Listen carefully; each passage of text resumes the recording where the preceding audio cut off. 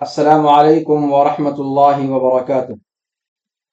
الحمد للہ رب العالمین، والصلاة والسلام الأتمان الأكملان على محمد خاتم النبیین وعلى آلہ وصحبہ الغر الميامین ومن تبعهم وتابعیہم بإحسان إلى یوم الدین، اما بعد۔ رب اشرح لي صدری ويسر لي أمری واحلل عقدة من لسانی يفقه قولی۔ رب زدنی علما، سبحانك لا علم لنا إلا ما علمتنا إنك أنت العليم الحكيم۔ يا معلم إبراهيم علمني كما علمته، ويا مفهم سليمان فهمني كما فهمت۔ مشاہدین کرام، متن آج الرومیہ کے نئے درس میں آپ سبھی کا خیر مقدم ہے۔ مختلف چینلز پر ہمارے ساتھ جڑے ہوئے تمام احباب، بزرگان، رفقاء اور طلباء کا اور طالبات کا یہاں پر تہہ دل سے آپ کا سبھی کا خیر مقدم ہے۔ آج کے درس میں انشاءاللہ العزیز ہم معربات کے تعلق سے کچھ چیزیں پڑھیں گے۔ ابھی ہم اس سے پہلے کے دروس میں یہ چیز پڑھ رہے تھے کہ علامت اعراب کیا کیا ہیں اور ان کے نام کیا ہیں، اور آج کے درس میں انشاءاللہ ہم معربات کے تعلق سے پڑھیں گے کہ کتنی قسمیں ہیں، کتنی چیزیں ہیں جن کو اعراب دیا جاتا ہے اور ان کا بیان انشاءاللہ العزیز، اور کس طریقے سے اعراب دیا جاتا ہے۔ جو ابھی تک ہم نے معرفت و علامات اعراب میں پڑھا ہے، اسی تفصیل کی روشنی میں آج کا درس اسی کا آپ کہہ سکتے ہیں کہ لب لباب ہے، یا اسی کا مستخلص ہے، یا کہنے کہ اسی کا نچوڑ اور اسی کا مغز ہے۔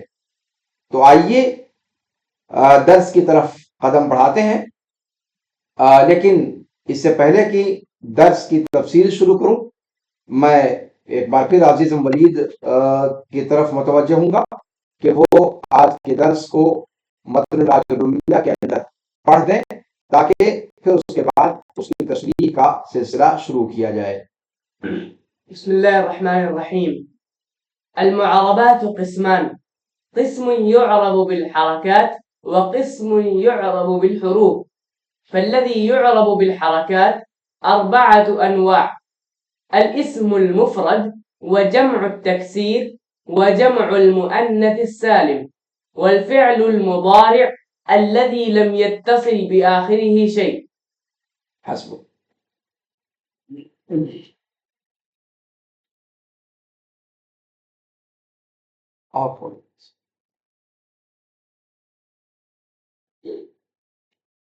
وكلها ترفع بالضمة وتنصب بالفتحة وتخفض بالكسرة وتجزم بالسكون، وخرج عن ذلك ثلاثة أشياء: جمع المؤنث السالم ينصب بالكسرة، والاسم الذي لا ينصرف يخفض بالفتحة، والفعل المضارع المعتل الآخر يجزم بحذف آخره۔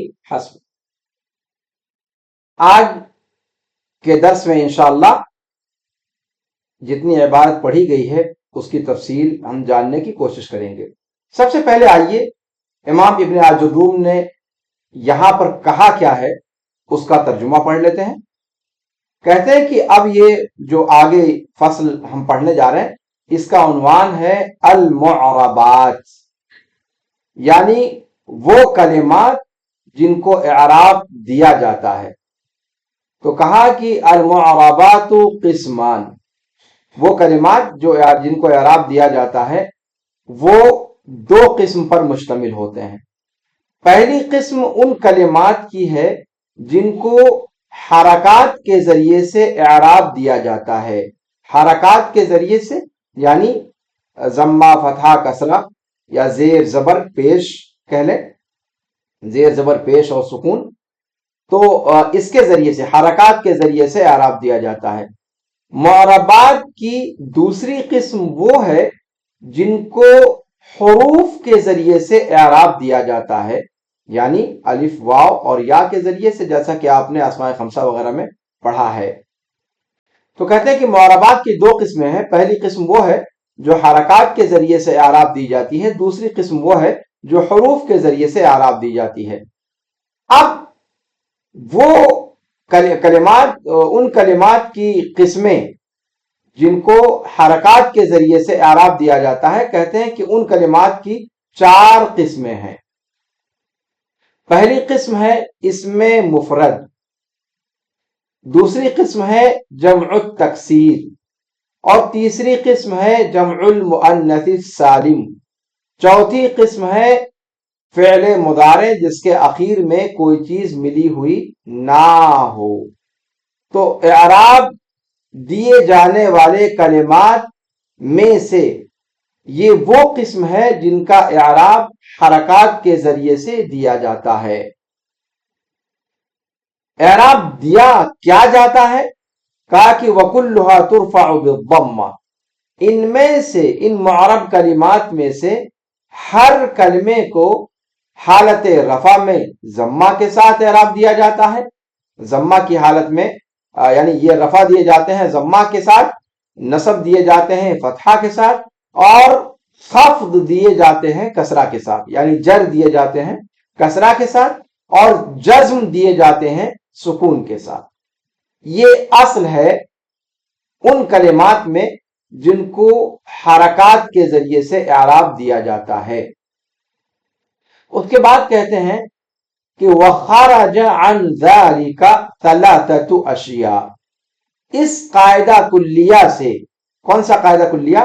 کہ جتنے بھی معرب کلمات ہیں جن کو حرکات کے ذریعے سے اعراب دیا جاتا ہے، ان تمام کو اصل یہ ہے کہ رفع دیا جائے ضمہ کے ساتھ، نصب دیا جائے فتحے کے ساتھ، خفض دیا جائے کسرے کے ساتھ، اور جزم دیا جائے سکون کے ساتھ۔ یہ اصل ہے، لیکن اس اصل سے 3 چیزیں نکل جاتی ہیں جن کو استثناء حاصل ہے، اور وہ 3 چیزیں کیا ہیں؟ جمع مؤنث سالم، اسم غیر منصرف، اور فعل مضارع جس کے آخر میں حرف علت ہو۔ ان 3 قسموں کو جو انہی معربات کی قسم میں سے ہیں، لیکن ان کا اعراب ذرا سا الگ ہوتا ہے، ان کو استثناء دیا گیا ہے، اور وہ استثناء کیا ہے؟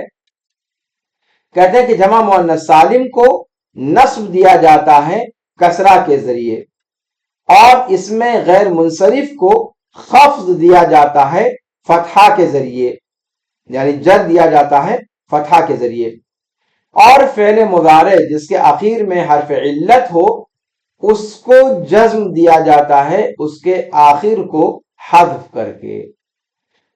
تو اعراب بالحرکات پانے والے کلمات کی اصل یہ ہے کہ رفع دیا جائے ضمہ کے ساتھ، نصب دیا جائے فتحہ کے ساتھ، خفض دیا جائے کسرہ کے ساتھ، اور جزم دیا جائے سکون کے ساتھ۔ لیکن اس سے جمع مؤنث سالم خارج ہے جسے نصب دیا جاتا ہے کسرہ کے ساتھ، اس میں غیر منصرف خارج ہے جسے خفض دیا جاتا ہے فتحہ کے ساتھ، اور فعل مضارع خارج ہے جس کے آخر میں حرف علت ہو کہ اس کو جزم دیا جاتا ہے اس کے آخر کو حذف کر کے۔ گویا حالت نصب میں ایک استثناء، حالت خفض میں ایک استثناء، اور حالت جزم میں ایک استثناء۔ حالت نصب میں استثناء جمع مؤنث سالم کا ہے، اس میں غیر منصرف میں حالت خفض میں استثناء اس میں غیر منصرف کا ہے، اور حالت جزم میں استثناء اس فعل مضارع کا ہے جس کے آخر میں حرف علت ہو۔ آئیے اب اس کی تفصیل کو پڑھنے کی کوشش کرتے ہیں۔ کہتے ہیں محی الدین عبدالحمید رحمہ اللہ کہ مصنف رحمہ اللہ نے جب فرمایا کہ المعربات قسمان، تو یہ کہہ کر کے مصنف یہ چاہتے ہیں کہ جن باتوں کا اب تک وہ تفصیل کے ساتھ اعراب کے باب میں ذکر کرتے رہے ہیں ان کا اب اجمالی حکم آپ کے سامنے بیان کر دیں، اس کا خلاصہ اور نچوڑ بیان کر دیں۔ جن کلمات کے اعراب کا تذکرہ اب تک ہم نے پڑھا ہے ان کی 8 قسمیں ہیں۔ کل جن کلمات کے اعراب کا تذکرہ ہم نے پڑھا ہے معرفت و علامات الاعراب کے اندر، وہ ان کلمات کی کل 8 قسمیں ہیں۔ پہلی قسم اسم مفرد، دوسری قسم جمع تکسیر، تیسری قسم جمع مؤنث سالم، چوتھی قسم وہ فعل مضارع جس کے آخر میں کوئی چیز ملی ہوئی نہ ہو، چوتھی قسم یہ ہو گئی۔ پانچویں قسم مثنی، چھٹی قسم جمع المذکر السالم، ساتویں قسم اسماء خمسہ، اور آٹھویں اور آخری قسم افعال خمسہ۔ اب یہ 8 قسم کے کلمات ہیں جن کو اعراب کی بحث میں ذکر کیا جاتا ہے۔ اگر آپ دیکھیں ان کو ذرا سا گہرائی سے تو آپ کو پتہ چلے گا کہ ان 8 قسموں کو 2 حصوں میں بانٹا جا سکتا ہے۔ ان میں سے پہلا حصہ ان معربات کا ہے یا ان کلمات معربہ کا ہے جن کو حرکات کے ذریعے سے اعراب دیا جاتا ہے، جبکہ دوسری 4 قسمیں ان کلمات کی ہیں جن کو حروف کے ذریعے سے اعراب دیا جاتا ہے۔ ہر ایک کی تفصیل آگے آ رہی ہے۔ سب سے پہلے وہ کلمات جن کو حرکات کے ذریعے سے اعراب دیا جاتا ہے، یعنی رفع، نصب، جر اور جزم حرکات کے ذریعے سے دیا جاتا ہے۔ اور حرکات کے ذریعے سے یعنی ضمہ، فتحہ، کسرہ اور سکون، حرکات کے ذریعے سے اعراب دیا جاتا ہے۔ یہ 4 چیزیں ہیں۔ نمبر 1 الاسم المفرد، نمبر 2 جمع تکسیر، نمبر 3 جمع مؤنث سالم، اور نمبر 4 فعل مضارع جس کے آخر میں کوئی چیز ملی ہوئی نہ ہو۔ شارح کہتے ہیں کہ حرکات کی 3 قسمیں ہیں، ضمہ، فتحہ اور کسرہ، اور انہی کے ساتھ جوڑ دیا گیا ہے سکون کو۔ اور آپ نے یہ بھی پہچان لیا کہ اعراب پانے والے جو کلمات ہیں ان کی 2 قسمیں ہیں، پہلی قسم جو حرکات کے ذریعے سے اعراب دی جاتی ہے، دوسری قسم جو حروف کے ذریعے سے اعراب دی جاتی ہے۔ اب یہاں سے حرکات کے ذریعے سے کن کلمات معربہ کو اعراب دیا جاتا ہے ان کی تفصیل شروع ہو رہی ہے۔ کہا کہ وہ 4 چیزیں ہیں۔ پہلی چیز اسم مفرد۔ اسم مفرد، کوئی بھی مفرد اسم، اس کو اعراب کس کے ذریعے دیا جاتا ہے؟ حرکات کے ذریعے سے دیا جاتا ہے، یعنی حالت رفع میں ضمہ کے ساتھ، حالت نصب میں فتحہ کے ساتھ، اور حالت خفض میں یعنی جر میں کسرہ کے ساتھ۔ میں بار بار حالت خفض کہہ رہا ہوں تاکہ مصنف نے جو بات کہی ہے اسی اصطلاح کا استعمال کریں، لیکن اگر آپ جمہور نحویین کی بات کریں، اس کو میں بار بار کہہ چکا ہوں، وہ اس کو جر کہتے ہیں، خفض نہیں کہتے۔ لیکن میں جو بار بار خفض کہہ رہا ہوں وہ اس لیے کہ ہم آجرومیہ پڑھ رہے ہیں، تو آجرومیہ کی اصطلاح کو ہمیں استعمال کرنا زیادہ مناسب معلوم ہوتا ہے۔ تو حالت خفض میں کسرہ کے ساتھ اور حالت جزم میں سکون کے ساتھ۔ تو اس میں سب سے پہلی چیز جو آتی ہے وہ کیا؟ اسماء مفردہ، محمد ہے، درس ہے، زید ہے، عمر ہے، بکر ہے، وغیرہ وغیرہ۔ آپ کہتے ہیں ذاکر محمد الدرس، محمد نے اپنا سبق دہرایا، اپنے سبق کو یاد کیا۔ اب یہاں پر آپ دیکھیں ذاکرہ فعل ماضی ہے، مبنی علی الفتح ہے، اعراب لا محل لہ من الاعراب، لا محل لہ من الاعراب ہے وہ۔ محمد یہ فاعل ہے اور فاعل مرفوع ہوتا ہے، اور اس کے رفع کی علامت ضمہ ہے جو اس کے آخر میں دال پر ظاہر ہے۔ اور الدرسہ یہ مفعول بہ ہے، منصوب ہے، اور اس کی نصب کی علامت فتحہ ہے جو اس کے آخر میں ظاہری طور پر دکھائی دے رہا ہے۔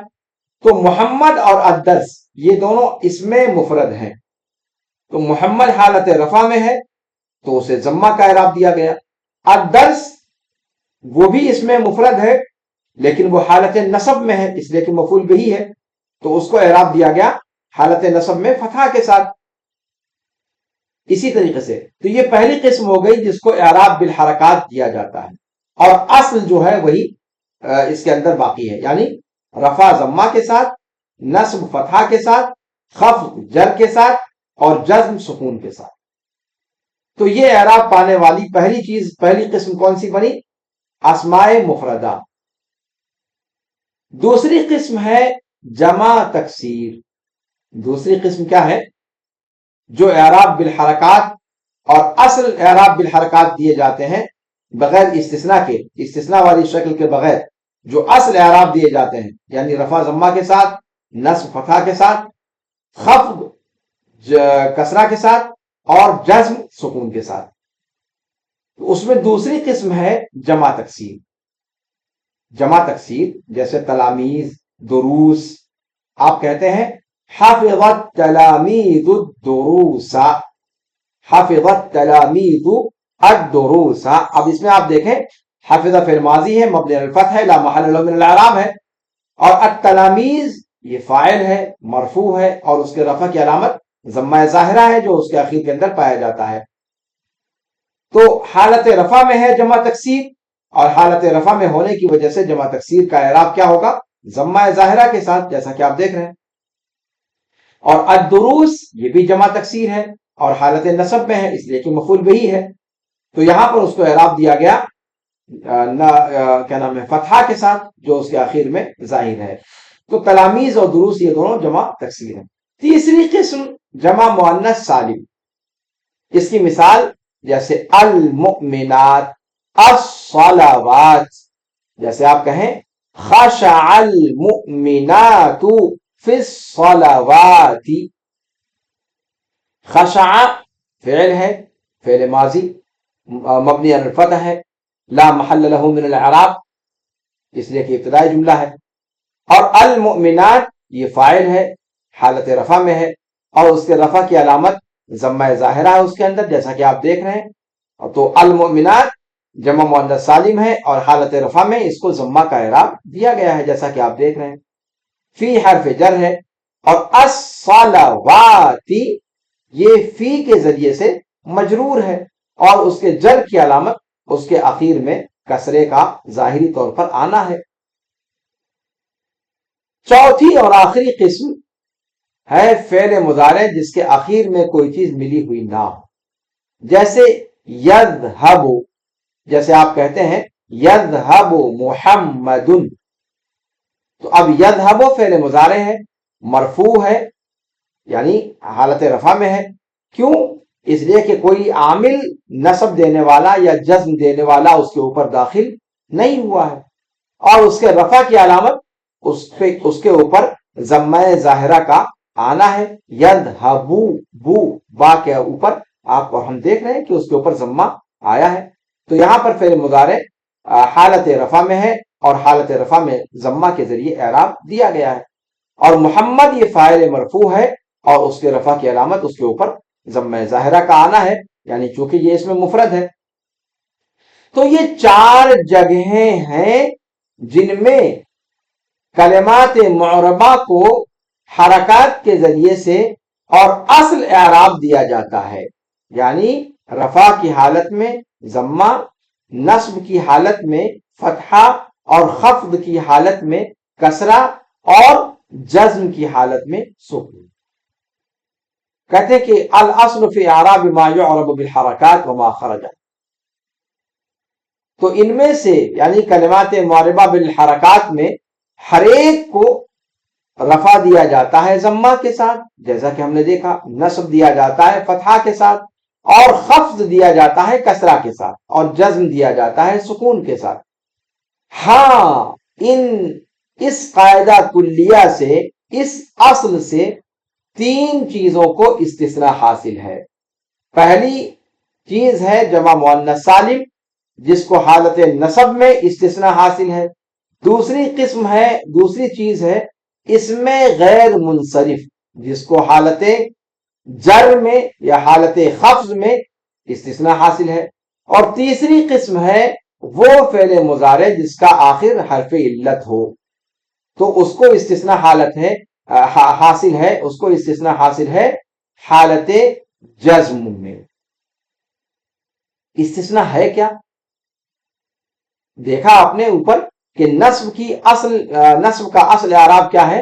فتحہ، لیکن جمع مؤنث سالم کو نصب کا اعراب کسرہ کے ساتھ دیا جاتا ہے، اسے نصب دیا جاتا ہے کسرہ کے ساتھ.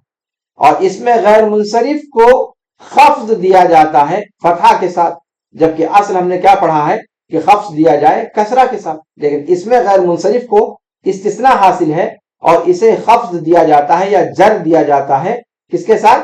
فتحہ کے ساتھ.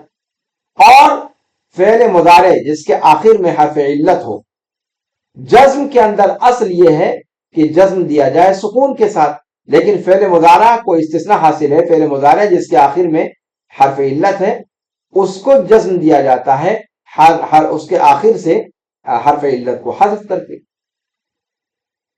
کہتے ہیں شارح کہ ان چاروں چیزوں میں، یعنی اس میں مفرد میں اور جمع تکسیر میں اور اس میں غیر منصرف میں اور فعل مضارع میں اصل یہ ہے کہ کیا نام ہے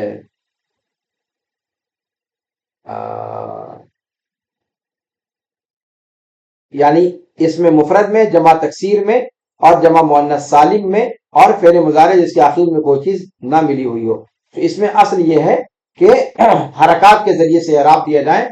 رفع میں ضمہ کے ساتھ، نصب میں فتحہ کے ساتھ اور خفض میں کسرہ کے ساتھ اور جزم میں سکون کے ساتھ. تو رفع دیا جاتا ہے ضمہ کے ساتھ، اور جتنے کلمات معربہ ہیں اصل اس میں یہی ہے، ان تمام کو رفع دیا جاتا ہے ضمہ کے ساتھ. جیسے آپ نے دیکھا یسافر محمد والاصدقاء والمؤمنات، محمد اس میں مفرد ہو گیا، الاصدقاء جمع تکسیر ہو گیا اور المؤمنات جمع مؤنث سالم ہو گیا. تو تینوں کو آپ نے دیکھا. اور یسافر فعل مضارع جس کے آخر میں کوئی چیز ملی ہوئی نہ ہو تو یسافر رفع دیا گیا. تو چار قسمیں یہاں پر آپ دیکھ رہے ہیں. یسافر یعنی معرب کلمات کے اندر اصل یہی ہے کہ ان کو رفع دیا جائے ضمہ کے ساتھ اور نصب دیا جائے فتحہ کے ساتھ اور خفض دیا جائے سکون کے کسرہ کے ساتھ اور جزم دیا جائے سکون کے ساتھ. اب اس میں بتایا کہ چار قسمیں ہیں، چار چیزیں ہیں جن کو یہ اعراب دیا جاتا ہے جو اصل والا اعراب ہے. کون کون؟ اس میں مفرد کو، جمع تکسیر کو، جمع مؤنث سالم کو اور وہ فعل مضارع جس کے آخر میں کوئی چیز ملی ہوئی نہ ہو. یہاں پر اس مثال کے اندر آپ کے سامنے مثال ہے، اس میں یہ چاروں چیزیں پائی جاتی ہیں. یسافر جو چوتھی قسم ہے، یعنی فعل مضارع جس کے آخر میں کوئی چیز ملی ہوئی نہ ہو تو اس کو اعراب دیا جاتا ہے حالت رفع میں رفع کے ساتھ، ضمہ کے ساتھ جیسے آپ دیکھ رہے ہیں، اور حالت نصب میں فتحہ دیا جاتا ہے، یہ نصب دیا جاتا ہے فتحہ کے ساتھ، اور حالت خفض میں اسے خفض دیا جاتا ہے، خفض تو اس میں آئے گا نہیں. تو یسافر یہاں پر آپ دیکھیں فعل مضارع جس کے آخر میں کوئی چیز ملی ہوئی نہ ہو تو اس کو ضمہ دیا گیا ہے، اس کو رفع دیا گیا ہے ضمہ کے ساتھ. محمد یہ اسم مفرد ہے، اسم مفرد کو حالت رفع میں ضمہ کے ساتھ اعراب دیا جاتا ہے. اصدقاء جمع تکسیر ہے، حالت رفع میں ضمہ کے ساتھ اعراب دیا گیا. المؤمنات جمع مؤنث سالم ہے، اس کو حالت رفع میں ضمہ کے ساتھ اعراب دیا گیا. تو یہ کہتے ہیں کہ یہ اصل ہے. یسافر فعل مضارع ہے، مرفوع ہے اس لیے کہ ناصب و جازم سے خالی ہے، اور ایسی حالت میں اس کے رفع کی علامت اس کا ضمہ، اس کے آخر میں ضمے کا ظاہری طور پر آنا ہے. محمد فاعل ہے، مرفوع ہے، اس میں مفرد ہے اور اس کے رفع کی علامت ضمہ ہے جو اس کے آخر میں ظاہر ہے. اصدقاء بھی مرفوع ہے اس لیے کہ یہ مرفوع پر عطف کیا گیا ہے، محمد پر عطف کیا گیا ہے، تو جو معطوف علیہ کا اعراب ہوتا ہے وہی معطوف کا بھی اعراب ہوتا ہے، اور اس کے رفع کی علامت ضمہ ہے جو اس کے آخر میں ظاہر ہے. اور یہ کیونکہ یہ جمع تکسیر ہے. اور مؤمنات یہ بھی مرفوع ہے اس لیے کہ وہ بھی مرفوع ہے، مرفوع پر معطوف ہے یعنی محمد پر، اور معطوف علیہ معطوف کا اعراب ایک ہوتا ہے، تو مومناتوں کو بھی حالت رفع میں یہاں پر ہے یہ مرفوع پر عطف ہونے کی وجہ سے. اور اس کے رفع کی علامت ضمہ ہے جو اس کے آخر میں ظاہر ہے کیونکہ یہ جمع مؤنث سالم ہے. اور نصب دیا جاتا ہے فتحہ کے ساتھ.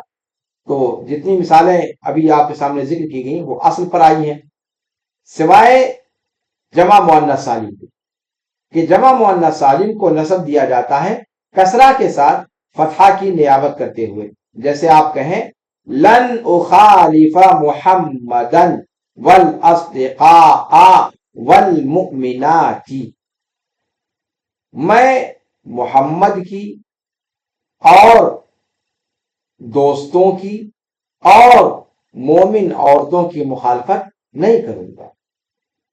اب یہاں پر آپ دیکھیں اخالفہ فعل مضارع منصوب ہے اس لیے کہ اس پر ناصب داخل ہے لن، تو لن کے داخل ہونے کی وجہ سے وہ حالت نصب میں ہے، تو اسے نصب دیا گیا فتحہ ظاہرہ کے ذریعے سے جو اس کے آخر میں آپ دیکھ رہے ہیں.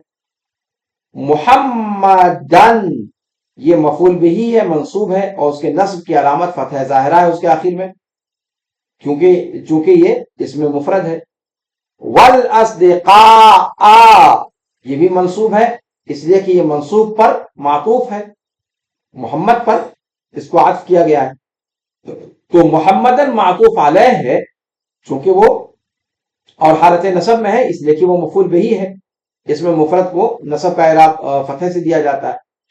تو اصدقاء بھی اسی پر عطف ہے تو اس کا بھی اعراب نصب میں فتح کے ذریعے دیا گیا ہے. اخیر میں چونکہ اصدقاء جمع تکسیر ہے آخر میں کہا گیا والمؤمناتی، والمؤمناتی یہ جمع مؤنث سالم ہے حالت نصب میں ہے پر اسے نصب دیا گیا ہے. کیوں حالت نصب میں ہے؟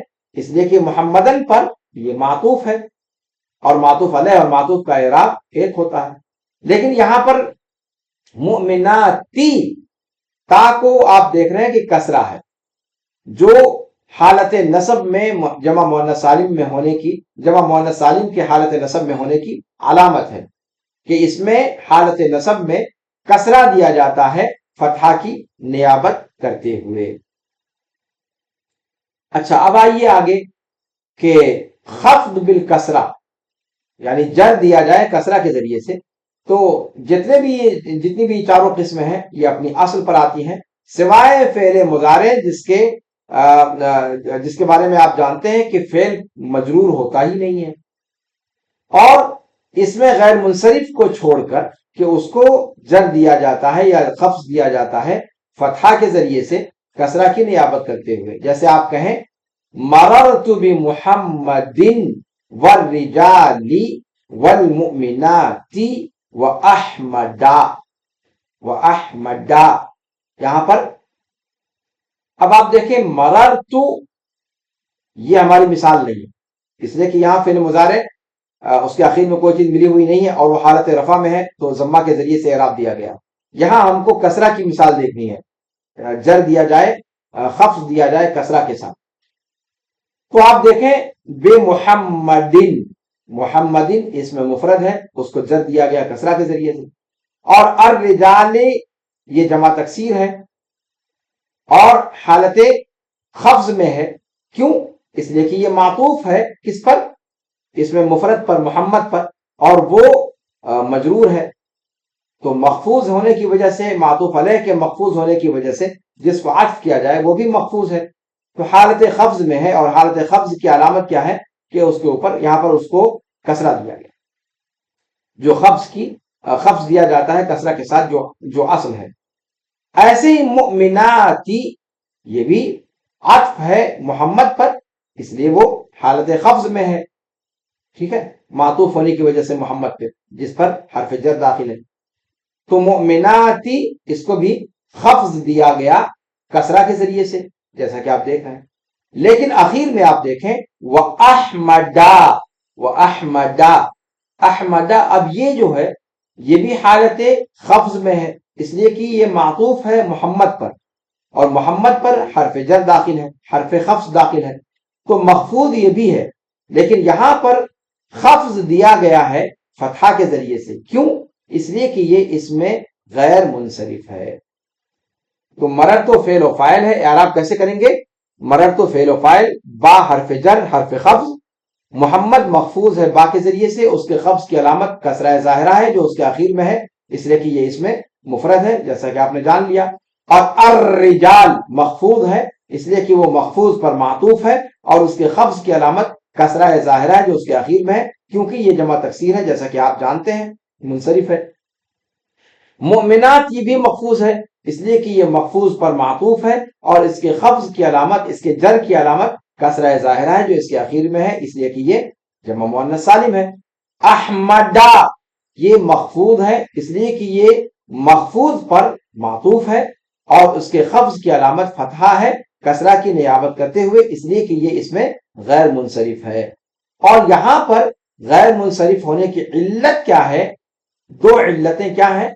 اس کا عالم ہونا اور فعل کے وزن پر ہونا، وزن فعل اور عالمیت، یہ اس کے غیر منصرف ہونے کی دو علت ہے. اب آخر میں آ جائیے. جزم معرب کلمات سکون کے ذریعے سے دیے جاتے ہیں، اصل یہی ہے جیسا کہ آپ جانتے ہیں، اور آپ کو یہ بھی معلوم ہے کہ جزم یہ خاص ہے فعل مضارع کے ساتھ، اگر اس کا آخر صحیح ہو تو اس کا جزم سکون کے ذریعے سے ہوتا ہے، اس کا جزم سکون کے ذریعے سے ہوتا ہے، جزم دیا جاتا ہے سکون کے ذریعے سے. اس کی مثال جیسے آپ نے کہا لم یسافر خالدن، لم یسافر خالدن. اب یہاں پر آپ دیکھیں یسافر کے اوپر لم داخل ہے، اور یہ لم جو ہے یہ حرف نفی ہے، حرف جزم ہے اور حرف قلب ہے. حرف نفی اس لیے کہ یہ مثبت کو منفی کے معنی میں کر دیتا ہے، جزم اس لیے کہ یہ سکون دے دیتا ہے مضارع کو، اور قلب اس لیے کہ یہ مضارع کی دلالت سے پھیر کر کہاں لے جاتا ہے؟ ماضی کی طرف پھیر دیتا ہے. جیسا کہ آپ سبھی جانتے ہیں یضربو کا معنی ہوا مارتا ہے یا مارے گا، لیکن آپ نے جب اس پر لم داخل کر دیا تو ہو گیا لم یضرب، تو لم نے 3 عمل کیا. اب مارتا ہے کا معنی ہو گیا نہیں مارا، ٹھیک ہے، تو اس بات کو نفی سے بدل دیا. دوسری تبدیلی یہ کی کہ لم داخل ہونے کی وجہ سے یضربو یضرب بن گیا، یعنی اس کو سکون دے دیا، جزم دے دیا. تیسرا کام یہ کیا کہ یضربو کا جو معنی تھا مارتا ہے یا مارے گا، اب اس کے اندر قلب واقع ہو گئے، یعنی اس مضارع کی دلالت کو، یعنی حال و استقبال کی دلالت کو کہاں لے کر پہنچا دیا؟ ماضی میں. تو لم یضرب جب آپ کہتے ہیں تو اس کا معنی ہوا نہیں مارا، زمانہ ماضی میں. تو لم داخل ہونے کی وجہ سے یسافر یہاں پر حالت جزم میں ہے، حالت قلب میں ہے، اور حرف نفی داخل ہونے کی وجہ سے وہ حرف نفی اس پر داخل ہوا ہے. یسافر فعل مضارع ہے، مجزوم ہے لم کے ذریعے سے، اور اس کے جزم کی علامت سکون ہے جو اس کے اوپر آپ دیکھ رہے ہیں آخر میں ظاہر ہے. اور خالدن یہ فاعل ہے مرفوع ہے، اور اس کے رفع کی علامت ضمہ ظاہرہ ہے جو اس کے آخر میں ہم دیکھ رہے ہیں. یہ اس شکل میں جب فعل مضارع کے آخر میں حرف صحیح پایا جائے.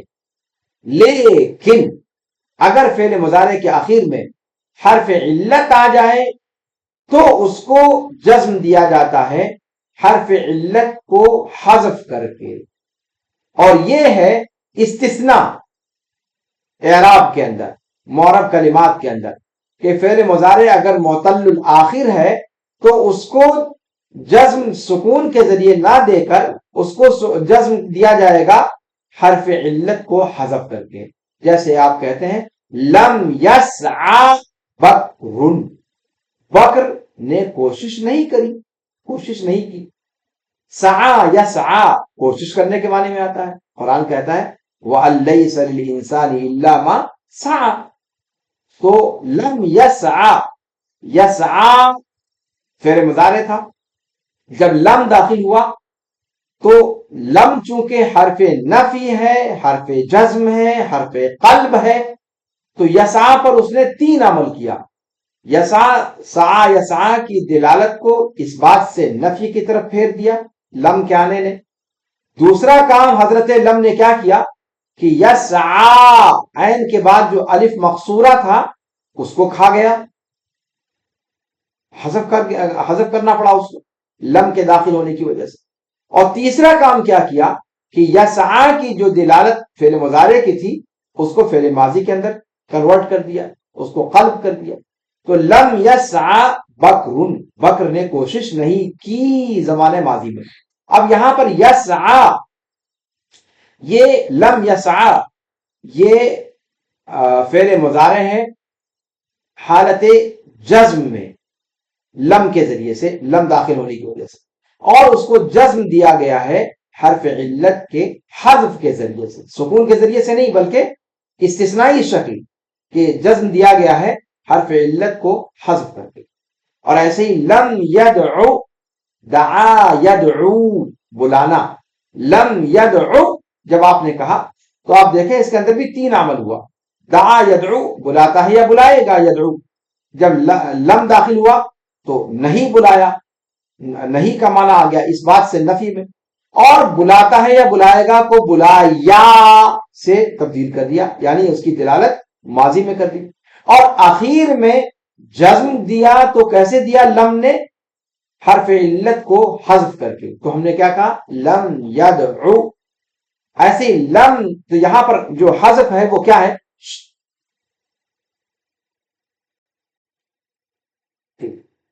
یہاں پر جو علت ہے وہ کیا ہے؟ یہاں پر جو جزم کی علامت ہے وہ کیا ہے؟ حرف علت کا حذف ہونا ہے۔ حرف علت یہاں پر واو ہے، جبکہ لم یسعا میں کیا تھا؟ الف تھا۔ اچھا، لم یقضی، قضا یقضی فیصلہ کرنا، لم یقضی، تو یقضی کا معنی ہوا فیصلہ کرتا ہے یا فیصلہ کرے گا، لیکن جب لم داخل ہو گیا تو اس بات کو نفی میں بدل دیا معنی کو، یعنی فیصلہ نہیں کیا، لم یقضی فیصلہ نہیں کیا۔ یقضی کی جو مضارع کی دلالت تھی اس کو ماضی سے تبدیل کر دیا لم نے۔ ظاہری عمل یہ کیا کہ جزم دے دیا یقضی کو، اور یقضی کو جزم کیسے دیا؟ آخر سے یا کو، حرف علت کو حذف کر کے، ٹھیک ہے؟ تو لم یقضی، اور جو مضارع کی دلالت تھی اس کو ماضی میں بدل دیا، لم یقضی فیصلہ نہیں کیا۔ تو یسعا، یدعو اور یقضی، ان میں سے ہر ایک فعل مضارع ہے، لم کے ذریعے سے مجزوم ہے، اور اس کے جزم کی علامت الف کا حذف ہونا ہے یسعا کے اندر، فتحہ اس سے پہلے وہ اس الف مقصورہ کے حذف ہونے پر دلیل ہے، اور واو کا حذف ہونا ہے یدعو سے، اور ضمہ جو عین پر پایا جاتا ہے وہ واو کے حذف ہونے پر دلیل ہے، اور یا کا حذف ہونا ہے یقضی کے اندر، اور یقضی کے ضاد پر جو کسرہ ہے وہ اس یا محذوف پر دلیل ہے۔ یہ کیا بار بار ٹھیک ہے؟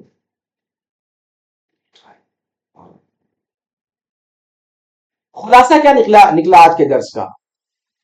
کہ المعربات، جن کلمات کو اعراب دیا جاتا ہے وہ 2 قسموں پر ہے۔